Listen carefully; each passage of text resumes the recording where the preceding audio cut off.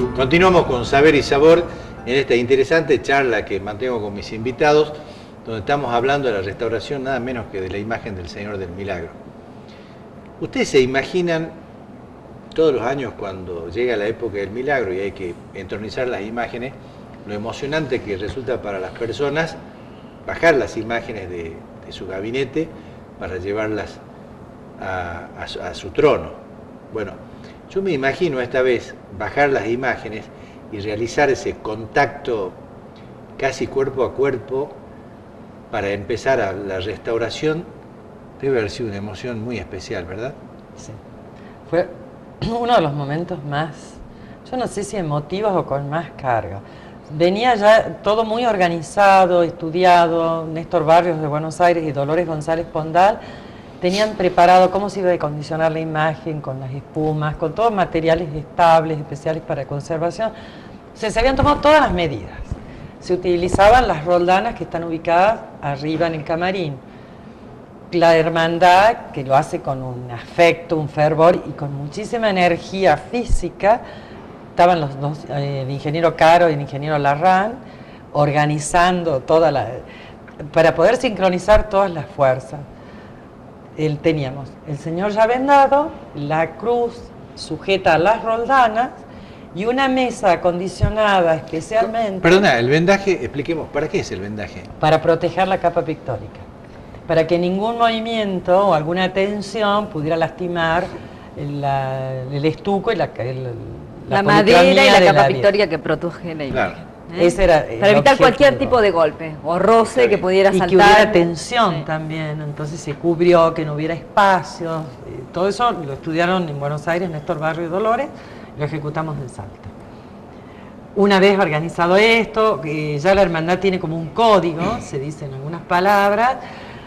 La verdad es que uno en ese momento es como que no respiraba, porque en un momento dado la cruz queda sostenida por dos miembros de la hermandad. Se retira el trono y ahí empieza el descenso. Y se va lentamente a acostarla. Cuando la tuvimos ya acostada, la verdad es que una emoción... Aclaremos, esto es todo a pulso. Sí, todo a pulso. No hay ninguna, había ninguna máquina. ninguna sogas que iban atadas en los extremos de la roldana. Cada una roldana. Bueno, grandes abrazos, oraciones y de golpe para poder sacar la imagen de la cruz, que está unida con el cinturón de plata, que ahí teníamos las fotos, ustedes las pueden ver. Nos damos que el perno es sumamente chico, que no tenemos las herramientas, y entonces 10:30 de la noche aproximadamente lo hablamos a Horacio Bertero, que sí había estado en todos los procesos, pero nunca pensamos que íbamos a tener esto. Entonces, Horacio, no puedes pensarlo, ya tenés que estar acá. Y gracias a Dios, Horacio en 15 minutos estuvo en la catedral, en el camarín. Claro, cuando realmente yo llego o sea, donde estaba el Cristo, que ya lo habían puesto en forma horizontal, el cinturón tenía una forma de unión a través de dos cañitos con un perno, pero que realmente... Ahí estamos viendo el cinturón en este momento. Sí, ese pernito que tenía el cinturón entraba de una sola forma y salía de una sola forma. Entonces había que buscar como si fuese la guía para poder sacarlo. Hasta que lo encontramos, bueno, salió el cinturón. Cuando desarmamos el cinturón, que lo sacamos, pudimos sacar el Cristo de la cruz. Y el cinturón estaba puesto sobre la cruz con un anclaje que tenía 6 tornillos de bronce plateados, porque el cinturón era todo de plata. Cuando dimos vuelta ese anclaje que tenía el cinturón a la cruz, nos encontramos con una inscripción que decía: esto fue fabricado en la platería Cáceres, decía Urquiza 1874, la dirección, platería decía Salta, 1931. Eso es fantástico. Claro. Es buenísima. Entonces ese dato que nosotros, bueno, tenemos ahí... Yo vi, no sé si lo estamos viendo en este momento, si lo va a poder poner el señor director, había un nombre de Velázquez ahí, ¿puede ser? No, ese es el de la corona. Es el de la corona. Entonces, cuando nosotros vemos el cinturón, empezamos con Mercedes, tenía un dato que nos había proporcionado Marieta Güemes de Lanuse, que en el año 1913 el Cristo había tenido un deterioro y llamaron al doctor, que era su abuelo, el doctor Luis Güemes, para que él hiciera un diagnóstico y a ver cómo se podía arreglar.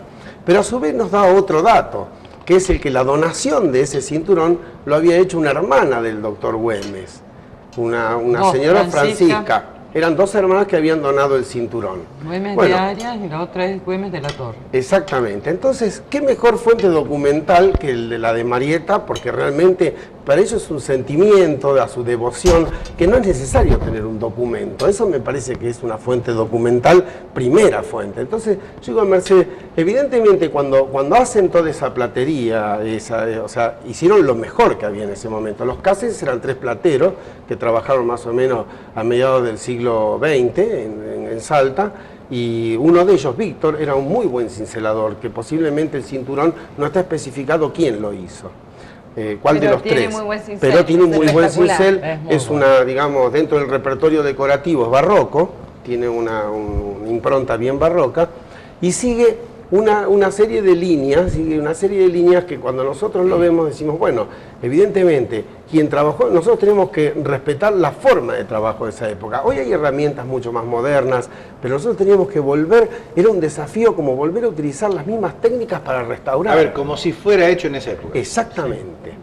¿Para qué? Para no debilitar el material, para no sacarle el material que tenían, para no tener que cambiar las cosas que ellos habían hecho. O sea, había que tratar de hacer un trabajo prácticamente quirúrgico para dejar todo como estaba. Se buscaron los tornillos porque Horacio nos sugirió el comercio, decirlo vos, en Buenos Aires, que es un tipo de paso fino, Wilsburg, modelo, explicarlo. Nosotros teníamos una serie de tornillos que había que reemplazar porque uno de los trabajos en la restauración de la parte de platería era volver a entarugar todos los agujeros que tenían las medias lunas que sostienen los rayos del resplandor y la orla de nubes que circunvala todos los rayos, y había que rellenar todos esos agujeritos. Entonces hubo que poner tornillos nuevos porque muchos tornillos estaban deteriorados. Ya sea, no se oxida el bronce, pero sí se crea una serie de sales que hace que el tornillo después juegue, baile, así es como se le llama. Claro, ¿no? Se mueve. Se mueve. Una acotación. Es muy importante hoy en día el respeto por las formas de conservación y restauración. Es decir, que nosotros como especialistas respetamos cómo fue hecha la imagen, no agregamos nada nuevo, ni le colocamos una pátina nueva, sino respetamos todo el proceso que tuvo la imagen a través del tiempo, lo acondicionamos para que le mejoramos las condiciones internas o externas para que se prolongue la vida del objeto, pero no le ponemos nada nuevo, es decir, respetamos íntegramente la labor del anterior artista. Y si mejoramos algo es para prolongar la vida de la obra. Entonces, a medida que íbamos sacando cada uno de los rayos y que íbamos desmontando toda la cruz, iban apareciendo, digamos, nuevos deterioros que habían tenido, ya sea porque el material sufre por el movimiento, sin ninguna duda, tantos años, desde 1902, esta es la segunda rayera de plata. La anterior se había hecho en 1844, la había hecho un platero chileno, documentado, inclusive está en un censo del año 1869 como Nazario Morales. Y esta rayera se hace nuevamente en 1902, pero de 1902 al 2010 ha tenido una serie de deterioros por la vibración. Y realmente la vibración es un elemento que desgasta, que va produciendo un movimiento que la va debilitando. Entonces se ha roto en varias partes y la habían arreglado, ya la habían soldado. No tenemos el registro, pero han sido en diferentes épocas. No responde a una época. Entonces ahora teníamos que volver a trabajar como en esa época, porque no podíamos utilizar maquinarias modernas para debilitar el material. Eso era algo que lo teníamos claro y que era un desafío. Había que darle a mano. Y con la lima, a manito, y ahí, y hora. Fue un trabajo de muchísimas horas, muchísima dedicación. Queríamos que dure otros 400 años más. ese era el desafío, ¿no? Claro, ese es el desafío de la conservación. Claro. Es mejorar las condiciones para que se le prolongue la vida al objeto. Eso es muy importante. Finalmente, digo, se logró sacar con tu intervención. Con la intervención de Horacio. La imagen. Impecable. Esa acción salió perfecta. Y después tuvimos la suerte de que tanto Monseñor Carnielo como el padre Víctor Hugo, que es, Monseñor es Víctor Hugo, creo también, que es el vicario, muy abiertos a toda la propuesta, porque como que veían que en realidad todo este equipo interdisciplinario tenía el mismo compromiso. La imagen hay que preservarla. todo lo que vamos a hacer es lo mejor. Entonces hubo las opciones, estaba Gabriela Siracusano y Néstor Barrios, especialistas de Buenos Aires, realmente con trayectoria y mucha experiencia, dieron la propuesta de incorporar nuevas metodologías. Se hicieron los rayos X, que con el doctor Quintana y el doctor Herrera nos facilitaron el equipamiento, los técnicos también, una devoción, una dedicación y un esfuerzo, porque eran jornadas muy largas de trabajo. Y después aceptaron la tomografía porque eso nos va a dar la pauta del estado de conservación de hoy y qué futuro puede tener. Entonces ahí se toma la decisión también de cambiar el sistema de anclaje de la imagen. Que no haga más fuerza, que eso Horacio lo puede explicar perfecto, en los brazos y los pies. Los pies. Los clavos estaban sufriendo. Ahora, en este momento, yo el otro día estuve en la entronización, al tener la madera tan estable, uno lo ve más firme. Además, la rayera está impecable. Ahora me van a explicar en el próximo bloque cómo cambia, digamos, dónde queda el nuevo sostén de la imagen para evitar que justamente el sostén esté en los brazos y en las piernas. Antes de cerrar este bloque, a mí se me ocurre que hay que felicitar a la autoridad eclesial por la decisión, que no es fácil, de restaurar la imagen del Señor del Milagro, del cambio de la cruz. No es una decisión para nada fácil, es una decisión que debe haber sido altamente meditada, pero hay que felicitarlo porque bueno, que conocemos los resultados, realmente esto ha sido bueno. Pero también quiero felicitar a la autoridad eclesial porque hoy gracias a eso podemos tener algunas imágenes que seguramente ninguno de los salteños podríamos haber llegado a conocer si no nos hubieran cedido estas imágenes.